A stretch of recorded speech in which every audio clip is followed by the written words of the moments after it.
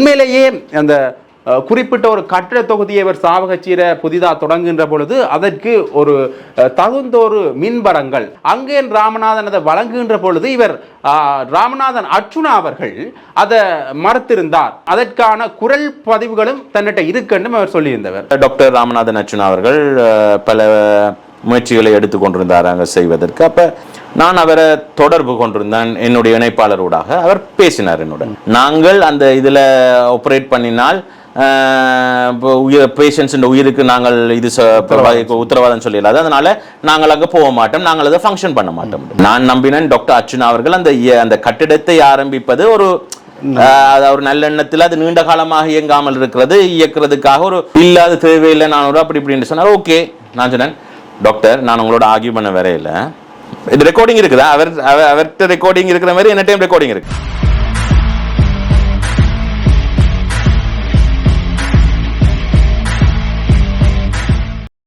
ஜெஃப்னாபடியன் சொந்தங்களுக்கு வணக்கம். அண்மையிலேயே ராமநாதன் அர்ச்சுனாவினுடைய அரசியல் பயணம் பலராலையும் பேசப்பட்டு கொண்டு வருது. அது மட்டும் இல்லாமல் தமிழ் அரசியல்வாதிகளையும் சரி சிங்கள அரசியல்வாதிகளுடையும் சரி அவர் தன் விமர்சன கணைகளை தொடுத்திருக்கிறார். உண்மையிலேயே நிறைய கேள்விகளையும் எழுப்பியிருக்கிறார். அது பல அரசியல்வாதிகளில் இவருக்கு எதிராக திருப்பி இருக்குன்னு தான் சொல்லணும். அந்த வகையில் இவர் ராமநாதன் அங்கையன் மேலேயும் பல குற்றச்சாட்டுகள் முன்வைச்சிருக்கார். உண்மையிலேயே அந்த குறிப்பிட்ட ஒரு கட்டிட தொகுதியை அவர் சாவகச்சீர புதிதாக தொடங்குகின்ற பொழுது அதற்கு ஒரு தகுந்தொரு மின்படங்கள், அதாவது மின்சாரம் தடைப்பட்டால் அதுக்கான ஒரு தகுந்த மின்வளங்கள் இல்லை என்ற காரணத்துக்காக ஒரு ஜெனரேட்டர் தேவை என்ற மாதிரியான ஒரு பாணியில் இவர் கதைச்சிருப்பார். உண்மையிலேயே அதற்கு பிறகு அங்கேயன் ராமநாதன் ஒரு தான் குறிப்பிட்ட ஒரு ஜெனரேட்டரை புதிதாக வழங்குவதற்கு தயாராக இருந்ததாகவும், ஆனால் அங்கேயன் ராமநாதன் அதை வழங்குகின்ற பொழுது இவர் ராமநாதன் அர்ச்சுனா அவர்கள் அதை மறுத்திருந்தார். ஏற்கனவே ஓர்டர் போட்ட ஒன்று இருக்கு, அது வரட்டும் பிரச்சனை இல்லை என்று மறுத்திருந்தார். அது மட்டும் இல்லாமல் ராமநாதன் மீண்டும் அதை கேட்டதாகவும் ராமநாதன் ஒரு தனியார் ஊடகம் ஒன்று கொடுத்த நேர்காணலில் அவர் குறிப்பிட்டிருப்பார். அதாவது மீண்டுமே தான் அவர் வேணாம் என்று மறுத்தா பிறகு மீண்டும் அவர் கேட்கிறார், ஏன்னா நீங்கள் உங்களுடைய கருத்துக்கு இது ஒரு பிடிப்பாக இருக்கும், ஆகவே நீங்கள் ஒரு புதிதான ஒரு ஜெனரேட்டர் நான் தாரன், நீங்கள் அதை வச்சுக்கொள்ளுங்கன்னு மாதிரி சொன்னவர். இல்லை ஓர்டர் போட்டது வரட்டும் என்ற மாதிரியான பொருள்பட இவர் அதை சொன்னதாகவும் அதற்கான குரல் பதிவுகளும் தன்னிட்ட இருக்குன்னு அவர் சொல்லியிருந்தவர். உண்மையிலேயே உங்களுக்கு தெரியும், ராமநாதன் அர்ச்சுனா பல குரல் பதிவுகளை விட்டு தனக்கு எதிரான கருத்துக்களை கொண்டிருக்கிறவர்களுக்கு அவருடைய அந்த குரல் பதிவுகளை வச்சு அது ஒரு ஆதாரம் மாதிரி காட்டுற ஒரு பாணியில் கதைச்சிருப்பார். அதே மாதிரி இவரும் தன்னிட்ட குரல் பதிவுகள் இருக்கண்டு இது சம்பந்தமாக தான் சுகாதாரத்துறை அமைச்சரோட கதைச்சதாக நீங்க அங்கேயும் சொல்லியிருக்கார். உண்மையிலேயே இது இருவருக்கும் இடையிலான முரண்பாடுகளை தோற்றுவிக்கிற ஒரு விதமாகத்தான் அமைஞ்சிருக்கு. இவர்களுடைய இந்த பனி போர் எந்த அளவுக்கு செல்லும் என்று இன்னும் தெரியல. தொடர்ந்துமே சரி ஊடகங்கள்ல சரி இவர்களுக்கு ராமநாதன் அர்ச்சுனா அங்கேயும் ராமநாதனுக்கு எதிரான விமர்சனங்களும் முன்வைச்ச வண்ணமே இருக்கிறார். ஆரம்ப காலகட்டங்களில் இவர்களுக்கு ஒரு சார்பான இவர்களுடைய நிலைப்பாடுகள் ஒரு முரணற்ற வகையில் இருந்தாலும் கூட ஒரு சில காலகட்டங்களில் இவர் அந்த ஜெனரேட்டரை கொடுத்தா பிறகு முன்னர் இவர் நன்றி சொன்னாலும் கூட பிற்பட்ட காலப்பகுதியில் நோபல் போடுறார் அங்கையன், அது மட்டும் இல்லாமல் அங்கையன் அலாப்புறார் என்ற மாதிரியான சில பதிவுகளையும் அவர்கிட்ட இருந்தவர். அதையும் நாங்கள் காணக்கூடிய மாதிரி இருந்தது. அதையும் வச்சுத்தான் இந்த நேர்காணலில் அங்கேயன் ராமநாதன் அவர்கள் அவருக்கு எதிரான குற்றச்சாட்டுகளை முன்வைச்சிருப்பார். அதுக்கு தன்னிட குரல் பதிவுகள் இருக்கென்றும் அவர் சொல்லியிருப்பார். உண்மையிலேயே இவர்களுக்கு இடையிலான இந்த முரண்பாடு மோதல் எந்த கட்டத்தை நோக்கி போகுதுன்னு தெரியல. உண்மையிலேயே அந்த நேர்காணலுடைய ஒரு குரல் பதிவு எங்கள்கிட்ட இருக்கு, அதையும் நான் உங்களுக்கு இதோட நினைக்கிறேன், பார்த்துக்கொள்ளுங்க. பேப்பரில் ஒரு ஆர்டிக்கல் ஒன்று வந்தது, சாவச்சேரியில் பவர் கட்டால ஹாஸ்பிட்டல் கரண்ட் கட், ஹாஸ்பிட்டல்லையும் பவர் இல்லைன்னு. அது சார்ந்து தான் நான் போய் விசிட் பண்ண போன இடத்துல 2 ஜெனரேட்டர் இருக்கிறதாக கேள்விப்பட்டேன். ஒன்று 100 kV ஜெனரேட்டர், மற்றது 40 kV ஜெனரேட்டர். 100 kV ஜெனரேட்டர் ஏற்கனவே ஹாஸ்பிட்டலில் இருந்த ஜெனரேட்டர், மற்றது மாகாண சபைக்கான ஒரு ஜெனரேட்டர் ஒன்று கொண்டு வச்சிருந்தவை, ரிப்பேர் பண்ணாமல் அப்படியே வச்சிருந்தவை. அப்போ கேள்விப்பட்டான் அந்த மற்ற ஜெனரேட்டர் வேலை செய்யாதனால பேக்கப் இல்லாததுனால தான் அன்றைக்கு பவர் கட் நடந்தது. அப்போ நான் உடனடியாக போய் அந்த இடத்துல எம்எஸோட கதைச்சு உடனடியாக அங்கேருந்து பிடிஇ கால் பண்ணி ஆர்டிஹெச் கால் பண்ணி அந்த மற்ற ஜென்ரேட்டரை திருத்தி அந்த 40 kV ஜென்ரேட்டரா 40 kV ஜென்ரேட்டர் வடிவ அந்த சைஸை பார்த்துக்கொள்ளுங்க. 40 kV ஜென்ரேட்டரை திருத்தி அதை மீளவும் இயக்க பண்ணியாச்சு. அது எங்கே கொடுத்துருக்கோம் பவர்? அந்த ஏற்கனவே சாவச்சேரியில் இருந்த பழைய கட்டிட தேவைகளுக்கு ஏற்கனவே நடந்து கொண்டிருந்த கெப்பாசிட்டியை பூர்த்தி செய்வதற்கு மட்டும்தான். சரியோ, அந்த சாப்டர் முடிஞ்சுது. அதுக்கு அப்புறம் 2024 நீங்கள் சொன்ன மாதிரி ஆஸ்பத்திரி பிரச்சனை மறுபடியும் வந்துச்சு. டாக்டர் ராமநாதன் அர்ச்சுனா அவர்கள் பல முயற்சிகளை எடுத்துக்கொண்டிருந்தார் அங்கே செய்வதற்கு. அப்போ என்னுடைய பிரதேசத்தில் இருந்த இணைப்பாளர்கள் பலரும் அவருடைய நடவடிக்கையில் ஈர்க்கப்பட்டு, அதாவது இந்த இவங்க மக்களுக்காக தானே செய்கிறாருன்னு சொல்லி என்னோட பேசி, நான் அவருக்கு பல தடவைகள் கால் பண்ணியும் அவர் ஆன்சர் பண்ணாத பட்சத்தில் நான் அவரை தொடர்பு கொண்டிருந்தேன். என்னுடைய இணைப்பாளரோடாக அவர் பேசினார். என்னுடன் பேசும்போது இந்த விடயங்களை சொன்னார். நான் நிச்சயமாக சொன்னேன், நான் இது சார்ந்து தகுந்த அமைச்சருக்கும், அதாவது டாக்டர் ரமேஷ் பத்ரன் அவர்களுக்கும், பிடி அவர்கள்ட்டையும், கவர்னர் அவர்கள்ட்டையும் இது சார்ந்து விவரங்களை அறிஞ்சு என்னால் முடிஞ்ச ஒத்துழைப்பை நிச்சயமாக இதுக்கு தருகிறேன். இப்படியான ஒரு சூழ்நிலை வரும்போது நான் தகுந்த முழு வட்டாரங்களையும் பேசி ஆராய்ந்த போது எல்லாரும் சொன்ன ஒரு விடயம், டாக்டர் ராமநாதன் அர்ச்சுனா அவர்கள் ஒரு புதிய கட்டிட தொகுதியை ஆரம்பித்திருக்கிறார். அதாவது ஆக்சிடென்ட் எமர்ஜென்சி யூனிட் நீண்ட காலமாக ஆரம்பிக்காமல் தொடங்கியிருக்கிறார். அது தொடங்கிய இதுக்கு முழுமையான வசதிகள் இன்னும் இல்லை. அதில் பல டாக்டர்ஸ் கூட நான் நினைக்கிறேன் அந்த நேரம் இன்டர்வியூஸ் கொடுத்திருந்தவேல், நாங்கள் அந்த இதில் ஆப்ரேட் பண்ணினால் பேஷண்ட்ஸ் உயிருக்கு நாங்கள் இது உத்தரவாதம் சொல்லிடலாது, அதனால நாங்கள் அங்கே போக மாட்டோம், நாங்கள் அதை ஃபங்க்ஷன் பண்ண மாட்டோம், அதை சொல்லியிருந்தார்கள்ன்றதை நாங்கள் பார்த்துருக்குறோம். அப்போ அப்படியான சூழ்நிலையில் நான் நம்பினேன் டாக்டர் அர்ச்சுனா அவர்கள் அந்த கட்டிடத்தை ஆரம்பிப்பது ஒரு நல்லெண்ணத்தில் அது நீண்ட காலமாக இயங்காமல் இருக்கிறது இயக்கிறதுக்காக ஒரு முயற்சியை, சில நேரம் நாங்களும் என்ன யோசிக்கிறதுண்டா, ஸ்லோவா எல்லாரும் பார்த்து செய்து கொண்டிருக்கிறத விட டக்குன்னு செய்து விட்டால் அந்த நெருக்கடியிலேயாவது வேலைகள் டக்குன்னு ஆரம்பிக்கப்படும் என்று சொல்லித்தான் நான் நம்பினேன் அவர் ஆரம்பித்தது அந்த கட்டிடத்தை.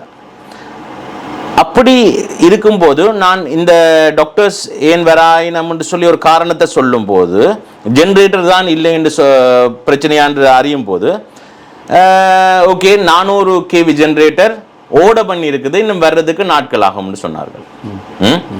அது ஏற்கனவே ஆர்டர் பண்ணி இருக்கிறது டாக்டர் அர்ச்சுனாவுடைய காலகட்டத்தில் இல்லை, அது ஏற்கனவே ஒரு 3-4 மாசத்துக்கு முதலே ஆர்டர் கொடுத்தாச்சு, இன்னும் வரவே இல்லை. அப்ப வர முதலே இந்த கட்டிடத்தை தொடங்கியது தான் இப்போ இருக்கிற இந்த பிரச்சனை. அப்போ ஏனென்றால் தச்சையில் ஒரு அவசரம் என்றால், அப்போ நான் அந்த இடத்துல ஒரு ஆஃபரை கொடுத்தேன். அந்த ஆஃபரை டாக்டர் அர்ச்சுனாவுக்கு தான் முதல் கொடுத்தேன். ஆனால் டாக்டர் அர்ச்சுனாவுக்கு கொடுக்கல அந்த ஆஃபர், சாவச்சேரி மக்களுக்கு கொடுத்த அந்த ஆஃபர். நான் டாக்டர் அர்ச்சுனாவுக்கு ஜென்ரேட்டர் கொடுக்கறதுக்கு இல்லை, டாக்டர் அர்ச்சுனா அந்த ஹாஸ்பிட்டலுடைய பாதுகாவலர் அந்த நேரம், அப்படிதான் நான் பார்க்குறேன். அவர் கூடாக மக்களுக்கு என்னடா ஹாஸ்பிட்டல், அதாவது சாவச்சேரி ஹாஸ்பிட்டல் என்னத்துக்கு இருக்கு, மக்களுக்கு சேவை செய்யத்தான். அப்ப நான் கொடுத்தது மக்களுக்கு. அப்ப அந்த இடத்துல அப்ப நான் சொன்னேன், டெம்பரரியா ஒரு ஜெனரேட்டரை நான் இந்த நேரம் அதாவது இந்த வெல்விஷர்ஸ் ஊடாக நான் ஃபண்ட் பண்றேன். சரியோ, நீங்க அதை காரணமா சொல்லுங்க, டாக்டர்ஸுக்கு ஜெனரேட்டர் இப்ப வந்துட்டுது, நீங்க இப்ப இந்த வேலையை செய்யலாம். அப்ப உங்களுக்கும் உங்களோட ஆர்கியூமெண்ட்டை ஸ்ட்ரென்தன் பண்ணத்தான் நான் இந்த ஜென்ரேட்டரே கொடுக்குறேன். நீங்கள் ஒரு கட்டிடத்தை தொடங்கிட்டீங்க, கட்டிடத்தை தொடங்க ஜென்ரேட்டர் இல்லாமல் தொடங்கினு குற்றச்சாட்டுகள் வைக்கணும். சரி, நாங்கள் இப்போ ஜென்ரேட்டர் கொடுப்போம். அப்போ டாக்டர் அர்ச்சுனா ராமநாதன் அவர் சொன்னார், இல்லை வேண்டாம், தேவையில்லை, இப்போ இருக்கிற ஜென்ரேட்டர்லேருந்து லைன் எடுப்போம். அப்போ நான் கேட்டேன், இருக்கிற ஜென்ரேட்டர்லேருந்து என்ன லைன் எடுக்கிறேன், இருக்கிற ஜென்ரேட்டர் தான் இருக்கிற எக்ஸிஸ்டிங் கெப்பாசிட்டியை நீங்கள் மேக்ஸிமம் யூட்டிலைஸ் பண்ணுறீங்க, அப்போ இதுக்கும் அதை கொடுத்தா என்னென்னது வேலை செய்ய முடியும், இல்லை அது தேவையில்லை நான் ஒரு அப்படி இப்படின்னு சொன்னார். ஓகே, நான் சொன்னேன், டாக்டர் நான் உங்களோட ஆர்கியூ பண்ண வரையில, இது ரெக்கார்டிங் இருக்குதா, அவர்கிட்ட ரெக்கார்டிங் இருக்கிற மாதிரி என்ன டைம் ரெக்கார்டிங் இருக்குது, அர்ச்சனாவுக்கு எதிராக நீங்களும் ரெக்கார்டிங், நான் என்னட்டே இல்லை, நேற்று தான் நான் கேள்விப்பட்டு என்னுடைய கோஆர்டினேட்டர் ஃபோன்ல பேசினபடி அவர்கிட்ட ரெக்கார்டிங் இருக்குது. சரியோ, அது வேணும் உங்களுக்கு ப்ரூஃப்க்கு தரலாம். அப்போ இதில் ஒன்று நான் மொழிச்சு மறைச்சு ஒன்றும் செய்ய தேவையில்லை. அப்போ கேட்ட இடத்துல அவர் சொன்னார், நான் சொன்னேன், டாக்டர் இதை நீங்கள் இதாக பயன்படுத்துங்க, உங்களோட ஆர்கியூமெண்ட்டை ஸ்ட்ரென்தன் பண்ணுறதுக்கு நீங்கள் பயன்படுத்துங்க, இதை நீங்கள் ஆஃபரை கொடுத்து பாருங்க, அட்லீஸ்ட் வேண்டாட்டி விடட்டும், ஆனால் ஜென்ரேட்டர் கொண்டு வரலாம்னு சொல்லி பாருங்க. அதுக்கப்புறம் அன்றைக்கு இரவே உங்களுக்கு தெரியும் பிரச்சனை உச்ச கட்டமாகி என்னுடைய இணைப்பாளர்கள் மறுபடியும் உள்ளுக்கு இருந்து கால் பண்ணினார்கள். அப்போ நான் டாக்டர் அர்ச்சுனாவோட மறுபடியும் பேசினேன். போலீஸ் வரப்போகுதுன்றார்கள். நான் அந்த நேரம் சீனியர் டிஐஜி அவர்களுக்கு பேசினேன், சாவச்சேரி போலீஸ் ஆஃபீஸுக்கு பேசி அதை தாமதமாக்கினேன் இவரை நெருங்குவதை. அதே நேரம் நான் டாக்டர் ரமேஷ் பத்ரன் அவர்கள் டாக்டர் சொல்லி டாக்டர் ரமேஷ் பத்ரன் அமைச்சருக்கும் பேசினேன். அமைச்சருக்கு பேசின இடத்துல அமைச்சர் ஒரு விடயத்தை சொன்னார், இந்த விடயத்தை நாங்கள் கவனமாக ஹேண்டில் பண்ண வேண்டிய தேவை இருக்கிறது. ஏனென்றால் இன்றைக்கு இந்த இடத்துல நாங்கள் ஒரு பிழையான ஒரு ஹேண்டில் செய்துட்டோம் என்றால் இன்றைக்கு நாடு முழுவதும் இருக்கிற ஹாஸ்பிட்டல் டாக்டர்ஸ் யூனியன் ஸ்ட்ரைக் பண்ணக்கூடும். ஸ்ட்ரைக் பண்ணினால் நாட்டில் உள்ள சுகாதார கட்டமைப்பே ஸ்தம்பிச்சு போகும். அதாவது சாவச்சேரி மட்டும் இல்லை, இப்போ சாவச்சேரி மட்டும்தான் ஒரு பிரச்சனையில் இருக்கு. ஆனால் நாங்கள் இந்த இடத்துல ஒரு பிழையான முடிவை எடுத்தால் நாட்டில் முழுக்க சுகாதார கட்டமைப்பும் ஸ்தம்பிச்சு போகும். அதனால எனக்கு இதுக்கு கால அவகாசம் வேணும் இதை ஹேண்டில் பண்றதுக்கு. அப்படியான ஒரு சூழ்நிலை அதுக்கு முதலே 2 தரம் கால் பண்ணி நானும் டாக்டர் அர்ச்சுனாவும் பிடி அவர்களும் உரையாடல் ஒன்று செய்தாங்க. பிடி அவர்களோட ஃபோன் ஊடாக அப்போ கூட பிடி அவர்கள் கேட்டார்கள் மற்ற டாக்டர்ஸை ஃபெசிலிட்டேட் பண்ணுறதுக்கு இன்னும் ஒரு ஆளை போடணும், இன்னும் ஒரு டாக்டர், அந்த டாக்டர் ராஜீவ். அப்போ கூட நான் சொன்னேன் டாக்டர் அர்ச்சுனாவோட பேசிப்பட்டு டாக்டர் அர்ச்சுனா சொன்னார் நான் இதில் இருந்து போக மாட்டேன், என்ன தூக்கினா. நான் சொன்னேன் ஓகே டாக்டர் அர்ச்சுனா இருக்கட்டும், நீங்கள் இந்த டாக்டர்ஸுக்காகத்தான் போடுறீங்கடா இன்னும் ஒரு எம்எஸ் போடுங்க, அடிஷனல் எம்எஸ் போடலாம் தானே. அப்போ அதை டாக்டர் அர்ச்சுனாவும் ஏற்றுக்கொண்டார்.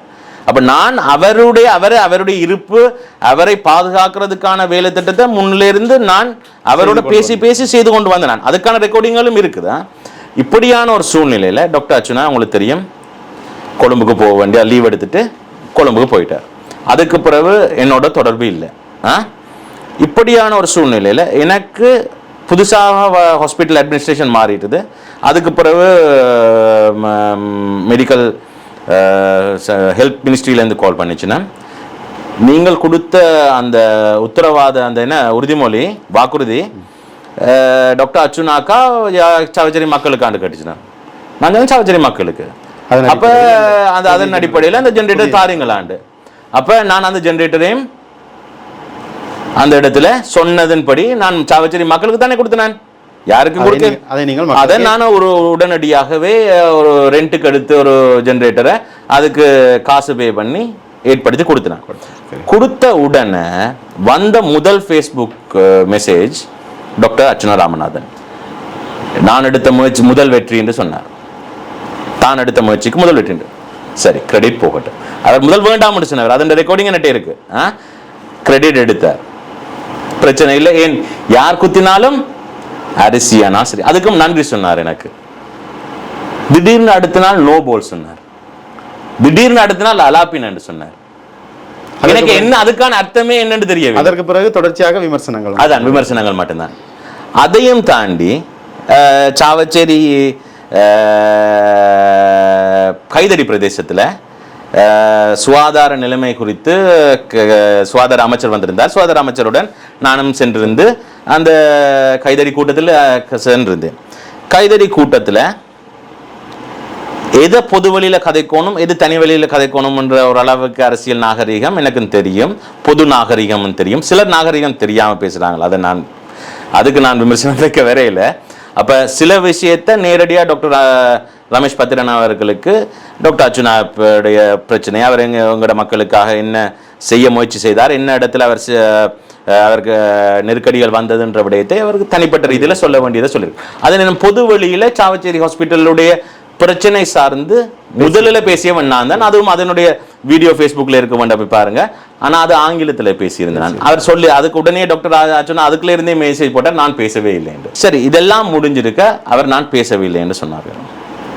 அதுக்கு பிறகு குற்றச்சாட்டுகள் எல்லாம் தொடர்ச்சியாக தெரியும். ஆனால் இவ்வளவு தூரம் தொடர்ச்சியாக குற்றச்சாட்டுகள் வருகின்ற பொழுது அது தொடர்பாக உங்களுடைய விளக்கத்தை பெற்றுக்கொள்ள வேண்டும் என்பது அதாவது இதுல என்ன நான் நோக்கம் கண்டிப்பா எனக்கு விளங்குது. ஆனால் இதுல நான் அதிகம் போய் என்னுடைய தெளிவுபாட்டை நான் செய்ய விரும்பல. ஏனென்றால் மக்களுக்கு நன்றாக தெரியும் இது என்ன நடந்தது இது நடந்தது.